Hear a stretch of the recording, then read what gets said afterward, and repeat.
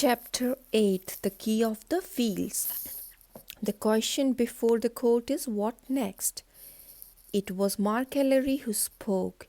He was sitting on the green at the foot of the buttonwood tree. It was noon and the birds were all quiet, save one confidential titmouse who had come to make a call and was perched on the tip of the dwarf's shoe, cocking his bright eye at him expressively. "Tweet, tweet," said the titmouse. "Precisely," said the dwarf. "What next?" Was he speaking to the bird, or was it merely that the sound of his own voice had grown friendly to him during these silent years? He went on. "How if I waited still a little longer, and took a little pleasure before I go? But as in wailing there is not availing, and death unfailing will strike the blow, then for the reason and for a season let us be merry before we go. Do you agree, brother Titmouse? See now, they went away and left their treasure. I did not send them away, did I? No fault of mine in that, at least. Fate or something, call it God, if you like, brought the treasure to my door. Have I no right to keep it for a little at least? The joy I might have, and I have not had too much perhaps. They have each other. This is a solitary little creature, living in her fairy stories, left pretty much to nurse and governess. No mother touches to tell another kind of story. And the prince and princess." Again his laugh sounded like a bark. "The child would have said, 'Don't need her very much if they can go off for 2 months and leave her. The little pearl, the little flower, the little piece of delight, alone with strangers. I could make her happy. I could fill her little hands full. She should have all the things that are waiting there shut up, those and as many more 10 times over. We might have our play for a few weeks or a few months, and then, when she was tired, no, before she was tired, oh, surely before that, I would give her back. Give her back. And how should I do that? There are several ways." He moved his foot, tossing the bird up in the air. It fluttered, hovered a moment over his head, then settled on his wrist and smoothed its feathers in absolute content. "Well, brother, well," said Mark Larry. "You like me pretty well, do you? You find me pleasant to live with. You think I could make a child happy?" The titmouse flirted its tail and looked at him. It seemed a pity it could not smile, but it rubbed its bill against his hand, and he understood all it wanted to say. "Several ways," the dwarf repeated. "I could simply take the child in my hand and go to them, hobble up the steps, I hear their house is twice as fine as the one I built, and stand at the door humbly asking admission. 'Here is your child, madam. You left her to wander about uncared for, and she came to me. You took all else I had. Take now this also as a gift from the dwarf. I think I could bring the trouble into her eyes, and the color into her soft, pale cheeks. In her soft, pale cheeks. If only she would not speak, if I should hear her speak. Or I might send for her to come to me. That would be the dramatic thing to do. Wait for her here under the tree. It might be a time like this. The little one asleep up there. I sent for you, madam, to ask if you had lost anything. Oh, I don't know how greatly you value it. A child, a little girl, who wandered here some time ago. She was lost in the wood. It is a wonder she did not starve. She came to me barefoot and hungry, and I took her in. She is asleep now up in her favorite chamber in yonder tree. It seems a pity to wake her. She sleeps very sweetly. Oh, I would gladly keep her. And I think it might not be difficult, at least. She has never tried to run away, but we are old neighbors, and I thought it right to let you know that she was here. Then to wake the child and bring her down, flushed with her lovely sleep, clinging with both arms around my neck. No horror of the hateful dwarf, no shrinking, the little velvet cheek pressed against my brown, rough face, the sweet eyes looking at me, Mark Ellery, with love in them. Yes, by heaven, love. No lying here. Oh, yes, that would be the dramatic thing. The trouble is, I'm not a dramatic figure, am I, Brother Titmouse? Well, then, there remains the third way, the easy, clear, blessed way. And I swear, I believe I'll do it. Just let things take their own course. Let fate, or God, if you like, have right of way do the work without me. Why should I meddle? He's capable, surely. The child is here, very well, let them find her, since they lost her. Keep my jewel, treasure it, make much of it, till they search far enough afield. They are sure to do that. They will send out search parties. Very likely they are afoot now. It would be a pity if they could not find this bit of forest, only a few miles from the town, private property belonging to the eccentric dwarf millionaire who threw over his life and went abroad 7 years ago. That will not hinder them from searching it. When I hear them coming, call my lamp. Fill her hands with trinkets. Phillips can get my trinkets. Kiss her goodbye. Push her into their arms. Lost child, surely. Here she is. How should I know whose child it was living so retired? Take her. Make my apologies to the parents for saving her life and feeding and caring for her these days or weeks. Then, when she is gone and the house empty again and dark, how dark it will be! Why, then, the key of the fields. He whistled softly to the titmouse, which ruffled and cheeped in answer, then glanced upward at the tree and repeated, "The key of the fields."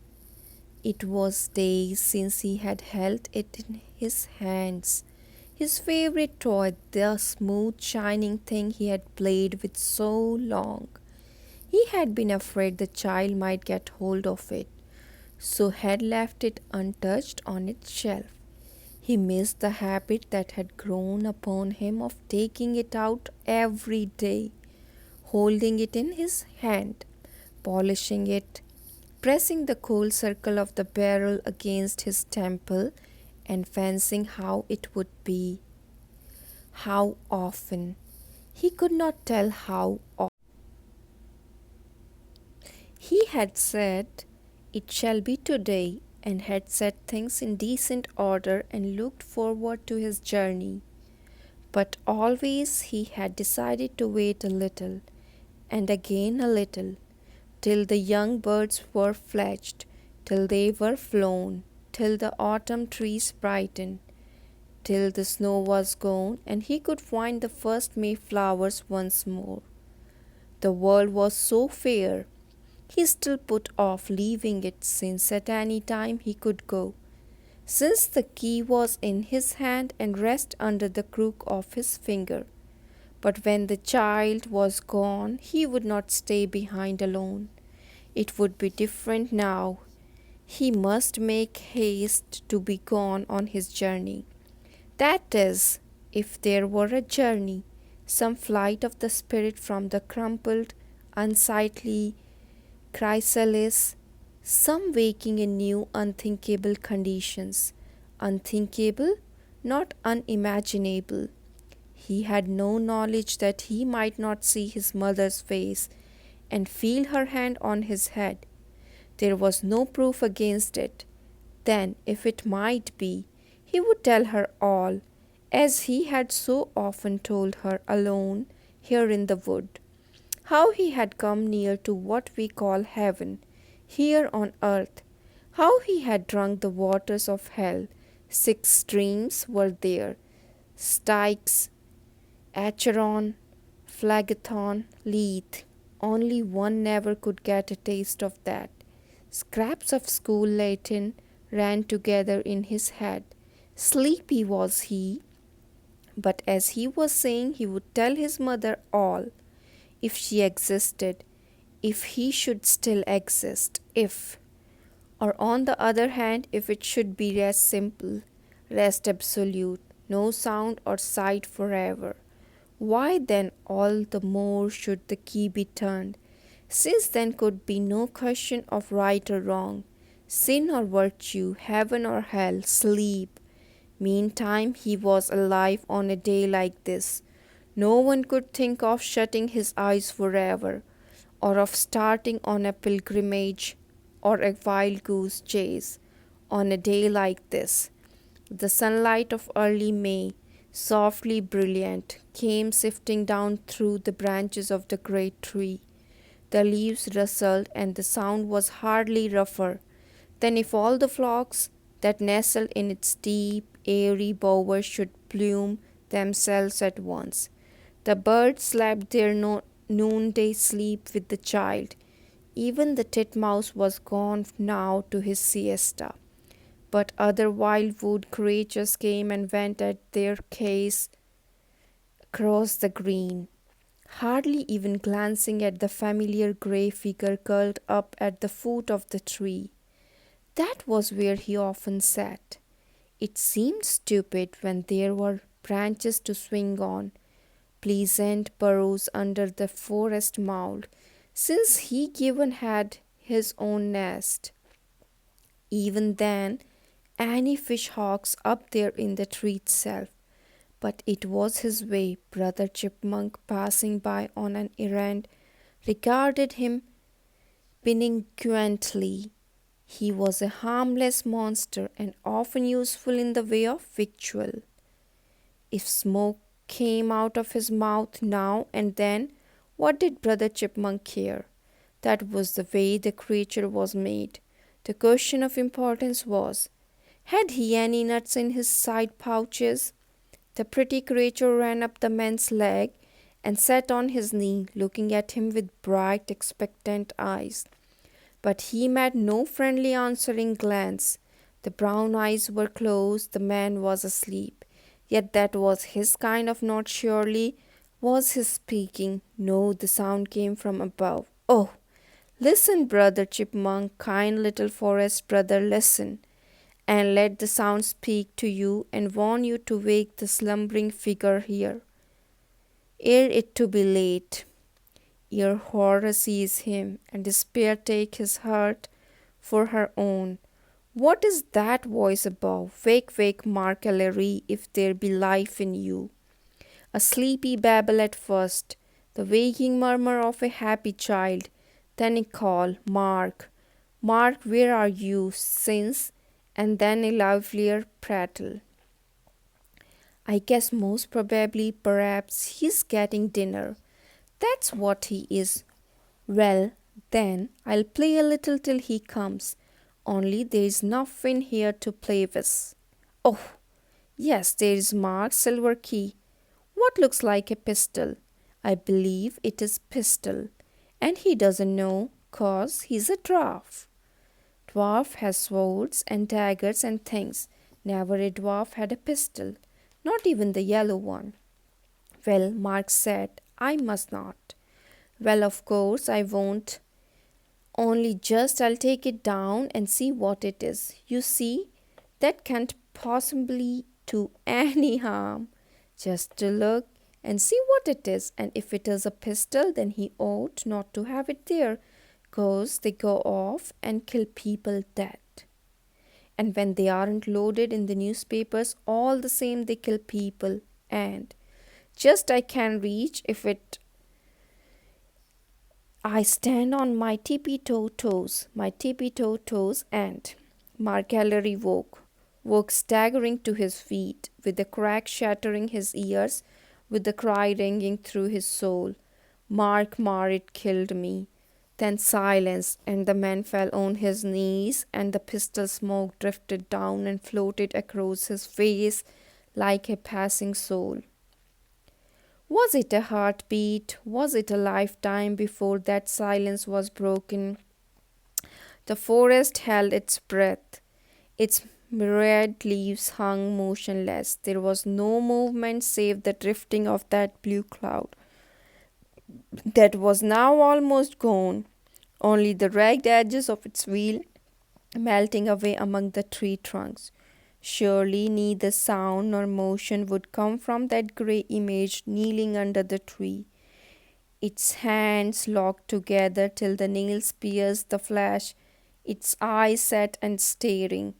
Is it death they are staring at? Lo, this man has been playing with death, toying, coquetting, dallying with him, month after month, sure of his own power, confident that his own hand held both Sethi and hourglass. Now death has laughed and reached behind him and taken his own. O God, can this thing be? God of terror and majesty, working thine awful will in steadfastness while we play and fret and strut under thy silent heavens. Has he sinned enough for this terrible damnation? Is there no hope for him, now or hereafter through the ages?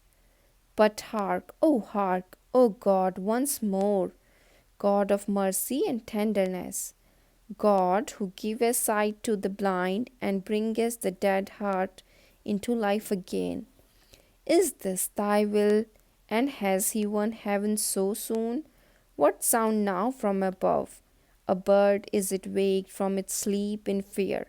No, no bird even sobbed in its throat. No bird ever cried through tears like this. Mark, I want you, Mark. Not killed I is, but is frightened, and I want you, Mark, my Mark. When the child was going to bed that night, the dwarf took her in his arms and held her a long, long time silent. Then he said, Snow White, I want you to say your prayer with me tonight. With you, Mark. I thought never dwarfs said prayers. Kneel down with me here, Snow White, little darling child. Hold hands with me, so. Now you say after me the words I say. And wondering, the child repeated after him. Whither shall I go from thy spirit? Or whither shall I flee from thy presence? If I ascend up into heaven, thou art there. If I make my bed in hell, behold, thou art there. If I take the wings of the morning and dwell in the uttermost parts of the sea, even there shall thy hand lead me, and thy right hand shall hold me. Amen. Amen, said the child. That's kind of a funny prayer, isn't it, Mark?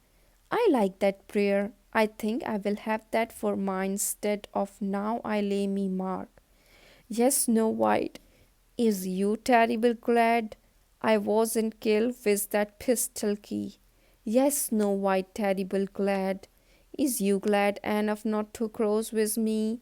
'Cause I took it, 'cause I was naughty, 'cause you told me not. Yes, Snow White. Not one single bit cross, not one single bit, my little darling child. The child drew a long sigh of content and put up her arms.